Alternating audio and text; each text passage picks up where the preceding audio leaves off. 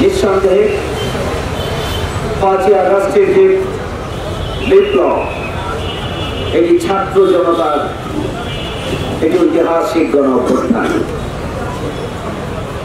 এই গণঅভ্যুত্থানের ফলে এই উপমহাদেশে শত শত বছরের ইতিহাসও পাওয়া যাবে না যে কোনো খুনি, গণহত্যাকারী ছাত্র জনতার আন্দোলনের মুখে গণহত্যার সর্বশেষ হত্যাকাণ্ড সংঘটিত করে লক্ষণ সেনের চাইতেও করুণ পরিণতি নিয়ে পিছন দরজা দিয়ে বঙ্গভবন থেকে বিদেশে পালিয়ে গিয়েছেন এমন ঘটনা নজিরবিহীন।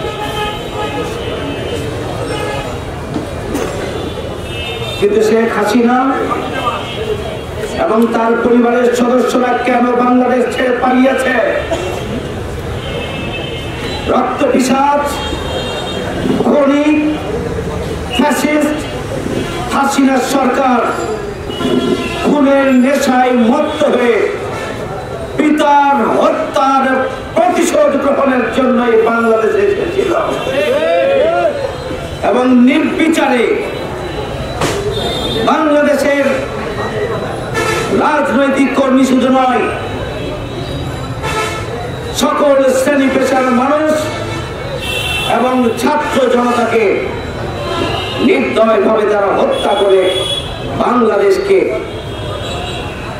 একটি খুনিদের রাজত্বে পরিণত করেছে। এই 16 বছরে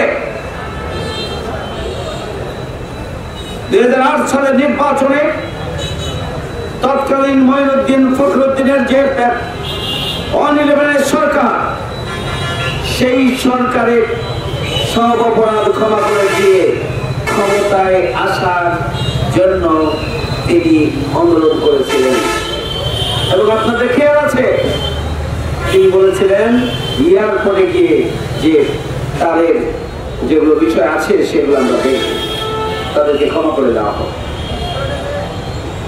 এই ক্ষমা করে দেওয়ার ঘোষণার মধ্য দিয়ে 2008 সালে অবৈধভাবে তারা ক্ষমতায় আসে, যাতে করে মঈনুদ্দিন ফখরুদ্দিনের অপরাধগুলো যা যা করেছিল সেই সময়ে সেগুলোর জন্য তিনি আর বিচারের আওতায় না নিয়ে আসেন।